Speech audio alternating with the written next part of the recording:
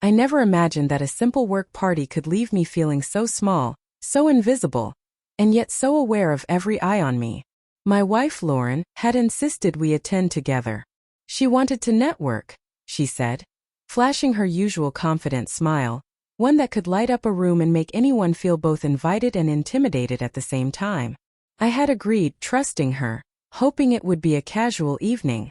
But I had no idea the night would spiral into humiliation. As soon as we entered the party, Lauren was in her element. She floated from group to group, laughing, making jokes, charming colleagues with ease. And there I was standing by her side, unnoticed, or so it felt. I tried to join conversations, make small talk, but every time I attempted to engage, her expression shifted slightly, something dismissive, a subtle tension that made me hesitate. Then it happened. She leaned over to a group of her colleagues, her tone light but sharp, and said in a way that I could feel across the room, "Oh, that's just my boyfriend, nothing to worry about." The word stung.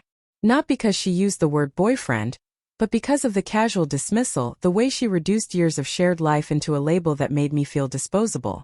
I froze, unsure if I should confront her, laugh it off, or disappear into the crowd. Every heartbeat screamed humiliation. Then came the reactions. Laughter, some polite, some awkward. A few eyebrows raised. I felt a creeping heat of embarrassment wash over me. The kind that grips you when you realize everyone has noticed the slight, the diminishment, and your world shrinks to a pinpoint of judgment. I tried to retreat mentally to find composure, but it was hard. Lauren had no idea, or maybe she did, and the weight of the slight pressed heavily on me. And then, just as I was beginning to feel completely trapped in my own shame, someone stepped in. A colleague I respected, Mark, who had observed the exchange from across the room, approached with a quiet confidence. He didn't chastise her or make a scene. He simply acknowledged me with a look that said, "You matter." And in that moment the dynamic shifted. What had started as a night of public embarrassment began to tilt, just slightly back toward me. Mark's presence was a lifeline. He didn't need to raise his voice or confront Lauren directly. Sometimes power is subtle, quiet, and undeniable. He simply smiled at me, a small nod of acknowledgement, and immediately, I felt my shoulders straighten.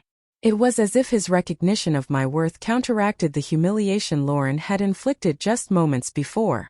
Lauren, noticing the shift, frowned slightly, but her expression was carefully controlled.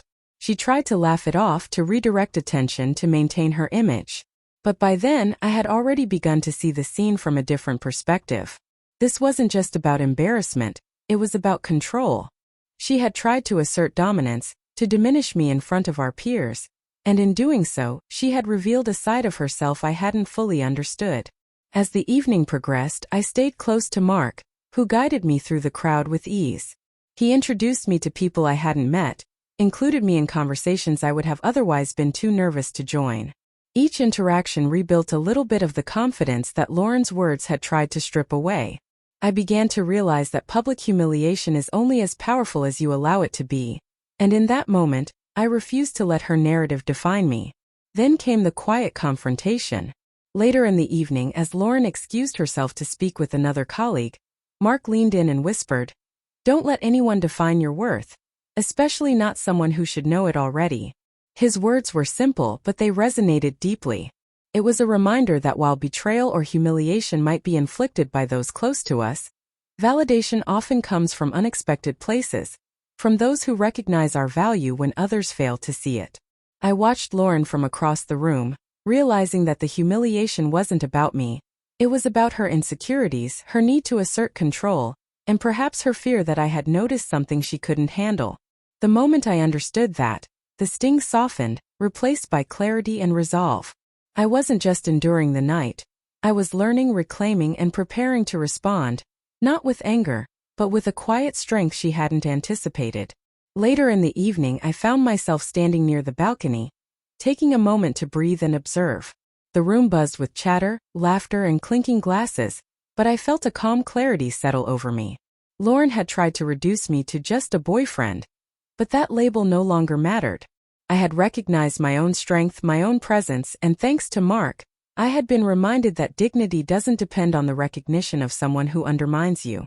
When Lauren returned, she glanced at me, perhaps expecting to see embarrassment, confusion, or submission.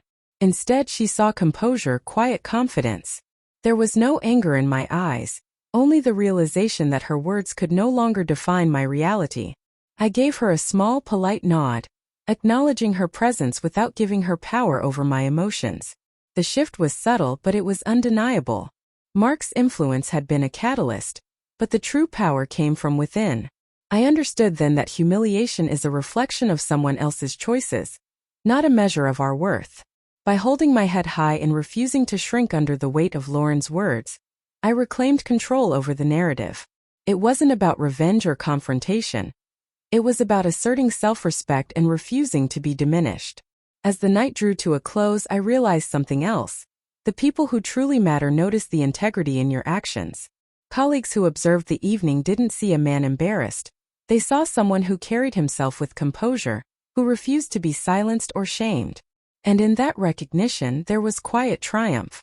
Lauren's attempt to humiliate me had failed, not because of confrontation or argument, but because I refused to give her the satisfaction of seeing me small. Walking out of the party, I felt a sense of liberation. The evening had started as a potential disaster, a night that could have left me doubting myself and my place in our shared life. Instead, it became a lesson in patience, composure, and the power of quiet allies. Mark had stepped in at the right moment, but ultimately the strength came from me, the choice to stand tall, to reclaim my dignity, and to leave the party with my confidence intact. And in that quiet victory, I finally understood that no one can define our worth except ourselves.